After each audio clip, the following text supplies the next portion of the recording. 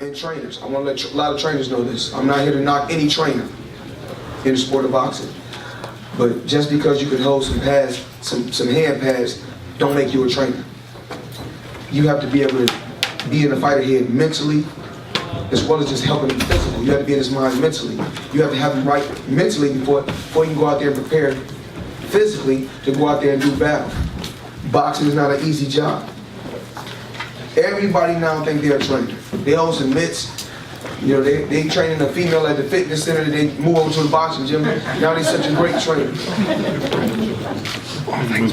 Holding mitts don't make you a great trainer. Once again, it takes a lot more than that. You know, if you get with a guy that's already, if you build a guy from day one, then that's your protege. That's the one you started with.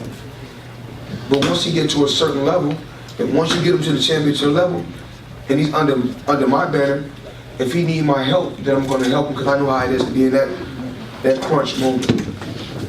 Never knocking any trainer, but me as a fighter,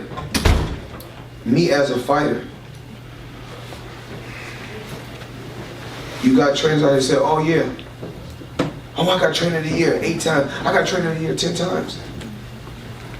I don't care if I never get promoter of the year or trainer of the year. I did my job as a fighter. I went out there, I gave the world what they want to see. Now it's about these young fighters on the rise. It's about taking them to the next level. It's not about Floyd Mayweather anymore. But if I can help them, if I can help build them and take them to the next level and surpass me and break my record, that's what I'm here to do. We're here to give back to the sport of boxing.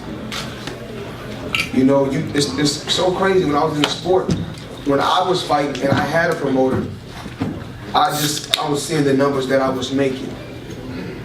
I said, okay. I looked at the numbers that I was making. I was like, okay, that's cool. As soon as, you know, I ain't gonna say when I had another one, when the time was right, I was getting 7 and 8 million and with the right numbers. But as soon as I left the promoter and became my own boss, we talking about 8-figure, 9-figure paydays. Because I learned the business. You know, you have to master one thing. You have to master one craft. Then you move to the next. It's stages. You master one thing, you move to the next, and you move to the next, and you move to the next. I know about the Nielsen ratings. When I was young, I was like, oh, I can't wait to fight on HBO. Then you fight on HBO once, then you want an HBO contract. It steps to this. Then you become a pay-per-view attraction. Then you're trying to put asses in the seats. Then you're trying to make sure, because every time I fight, I already know my fight is going to be sold out. I'm not worried about that. I'm worried about getting better each time. Each time I'm trying to surpass that time. But what we're focused on as Mayweather Promotions, we believe in the fighter winning. If a fighter need a fitness, if he need a strength and conditioning coach, if that's going to help him get to the next level, then use that. I'm behind it 100%. Whatever's going to help these fighters win in the sport of boxing and get to the next level, I'm with it.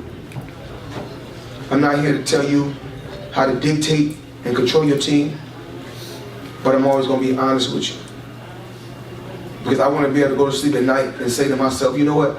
I know I was honest to that fighter. I know I was honest to that man. And I sleep good every night because I'm honest, always. You think me and Leonard LB see eye to eye always? Absolutely not.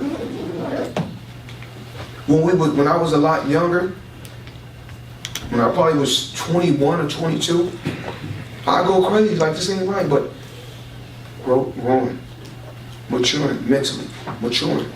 And as I matured, I said, you know what?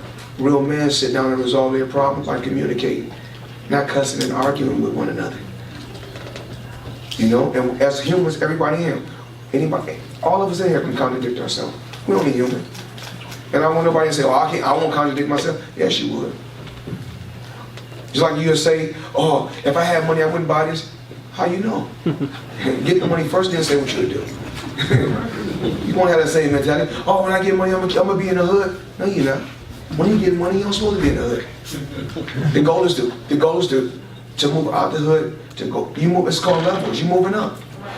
You know? The same people I was friends with when I was 21, now that I'm almost 40, I'm not friends with anymore. I'm a different person mentally. They don't have to say, they want to go out to the club. They want to drink alcohol. They want to hang out with bitches all day. You know, are we grown? I can say bitches. It's my plateau. Just because I use that don't make nobody better than me. Because somebody said, oh, I don't use that language. Floyd's a bad. I'm not a bad guy. I'm a good guy. I love my family just like y'all love y'all family. You know, tell you a little bit about myself. I don't care about a 5-star restaurant. That's not me. I like holding the wall. I like to eat holding the wall. I'm evolving. I'm changing. It's growth. If I know I got a driver, I know I got drivers, then I'm not driving anymore. Most of the time, all I'm doing is traveling out there. I'm on a jet, I'm over here, I'm on a jet over here. I got fighters all overseas I'm dealing with. I got a boxing gym in Moscow, Russia. I got stuff everywhere. So, am I able to drive a Bugatti anymore? No. So what I said it's time to get rid of all these cars. There's levels to this. And once you get out that car stage, now you're on the jet stage. So I'm not thinking about the car anymore. No time. Huh? No time. No time to drive. Because when I'm in the car, most of the time I'm texting, Leonard, what's going on with this? You know, what's going on with this? Rome, I need this.